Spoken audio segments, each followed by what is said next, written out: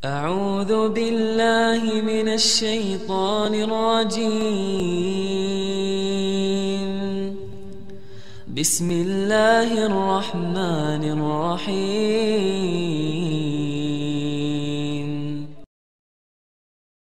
In yasha' yudhibkum wa ya'ti bi khalqin jadid. Bagi Allah menghabiskan seluruh makhluknya dan menciptakan makhluk yang baru. Sangat sederhana dan sebentar. Kata Rasulullah sallallahu alaihi wasallam,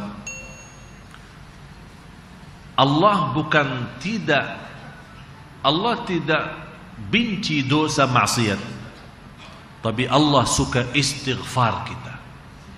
Coba bayangkan Bapak Ibu, Rasulullah SAW bersabda, "Laula annakum la tudhnibun." Coba bayangkan, "Laula annakum la tudhnibun." Kalau kita diciptakan Allah tapi tidak ada dosa dan maksiat sama sekali.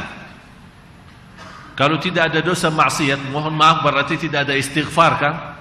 Biasanya istighfar ada, kenapa? Karena kita merasa diri salah, merasa diri banyak kekurangan.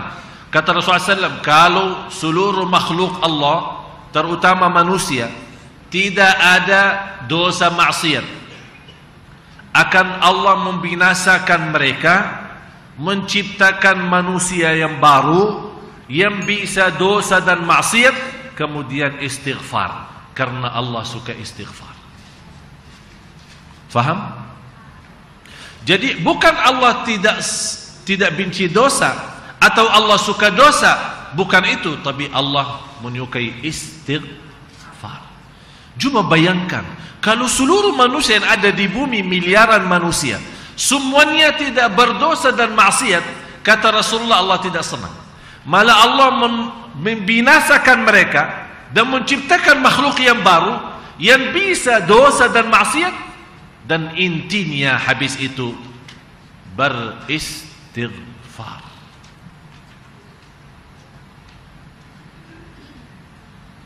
Terus ni ayat. Oleh karena itu jamaah sekalian, harus kita selalu melihat kebesaran Allah Subhanahu wa taala, bukan melihat dosa itu besar atau kecil. Kita malu kalau terhitung kita bangun subuh tapi belum termasuk orang yang sudah salat malam. Kita malu terhitung kita orang-orang yang sudah bangun subuh dalam keadaan sehat walafiat, tapi ternyata tidak menutupi malamnya dengan salat witir. Kita malu kalau kita melihat seorang yang bangun salat subuh, malah ternyata lewat waktu salat subuhnya dia pesankan alarm untuk bangun jam kerja, tapi dia tidak mempesankan alarmnya untuk bangun salat subuh. Berarti dia lebih memperdulikan kerjaannya daripada memperdulikan salat subuhnya. Malah guru saya di Madinah memfatwakan, orang yang sengaja mempesankan alarm untuk jam kerja, artinya jam 7, berarti sudah dia ada niat tidak bangun salat subuh. Dia sudah berlaku satu hal yang mengkafirkan dan keluar dia dari Islam. Bayangkan, guru saya menfatwakan, ada fatwa dari guru saya dari Madinah, orang yang sengaja pesan alarm di jam kerja, bukan jam salat, berarti sudah ada niat menetap dari sebelum tidur tidak salat subuh, kemudian dia bangun salat waktu jam 7 atau jam 8 untuk hanya kerja, berarti dia tidak memperdulikan salat, dia berdulikan kerjaannya. Kata guru saya, dia sudah kafir, keluar dari Islam. Berarti berapa banyak kali kita membaharui Islam kita. Beda sama seorang yang sudah berusaha berikhtiar pesankan alarmnya, tapi ketiduran. Tapi ketiduran ini kan macam-macam. Ada orang dia dengar alarmnya tapi dimatiin. Dimatiin, malas-malas terus tidur. Habis itu bangun, ya Allah maaf ketiduran. Memang Allah maha tahu apa isi hati kita. Ada seorang bukan hanya lewat salat subuhnya, ada seorang kalau lewat takbirah bersama imam, dia bisa nangis 3 hari. Nangis 3 hari. Bagaimana takbirah ihram ini bisa lewat? Mohon maaf kalau kita mungkin salat lewat saja, biasa aja, malah ketawa. Ada seorang ibu waktu meninggal dunia umurnya 80 sekian, tetangga saya di Madinah. Subhanallah, ibu itu tidak pernah tidur malam kecuali baca surat Tabarak. Suaminya cerita sama saya, alasannya dia apa? Dia berkata, salah satu yang melindungi dari siksa kubur baca surat Tabarak.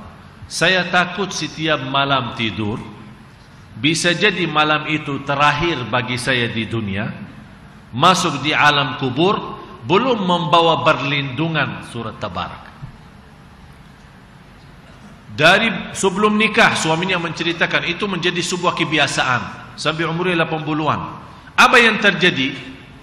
Pas dikuburkan, diantar jenazahnya ke kuburan, kuburnya sendiri keluar harumnya, harum kalau kita bilang bahasa Arab warad, bunga ya, harum bunga keluar dari kuburannya. Sampai sekian lama habis dikuburkan, biasa apalagi di Baqi'. Sekarang orang bertanya, kalau di Baqi' macam mana ini dari zaman Rasulullah sampai sekarang kok dah penuh-penuh ya? Berapa jutaan manusia dari 1400 tahun yang lalu.